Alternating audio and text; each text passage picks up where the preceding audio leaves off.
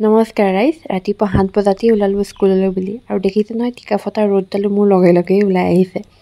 আচলতে ক্লাছবিলাক যিহেতু সোনকালে আৰম্ভ হৈছে, প্ৰায় এমাহৰ মূৰত স্কুললৈ আহিছোঁ। হাইড্ৰেঞ্জিয়া জোপা ইমান ধুনীয়াকৈ ফুলি আছে। ক্লাছ কৰি আজৰি হৈ মেলি ইহঁতৰ ওচৰলৈ এপাক আহিলোঁ। ল'ৰা ছোৱালীবিলাকৰ ওচৰলৈ আহিলে মনটো ভাল লাগে। সিহঁতৰ কিমান হেঁপাহ, কিমান ফূৰ্তি, লগৰবিলাকৰ লগত টিফিন শ্বেয়াৰ কৰা, খেলা, পঢ়া মাজে মাজে।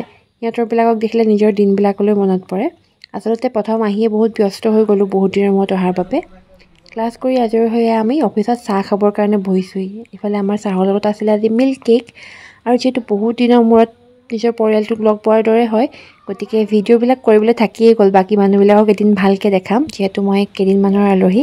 ভালেমানকেইটা বছৰ ইয়াত খুব ভালদৰে পাৰ কৰিলোঁ এই পৰিয়ালটোৰ লগত। অফ পিৰিয়ডত আমি সকলোৱে কিবাকিবি অনোৱাই মেলি খালোঁ। ক্লাছ অফ থকাৰ বাবে মোৰ বেংকত জৰুৰী কাম এটা থকাৰ বাবে মই বেংকৰ পৰা আহিলোঁগৈ, আৰু আহোঁ মানে স্কুল ছুটিয়ে হ'ল। আৰু হঠাতে প্লেনিং বনিলে যে কিবা খাব যাওঁ, আৰু মই খালোঁ আইচক্ৰীম, যিহেতু চাহ খাব মন নাছিলে গৰমত। এনেদৰে হঠাতে প্লেন বনিলে আমি খাবলৈ গুচি আহোঁ। আৰু আজি প্ৰথম দিনটো বহুত দিনৰ মূৰত স্কুল খোলাৰ বাবে ভালদৰে গ'ল। আজিলৈ আহিছোঁ, বাই।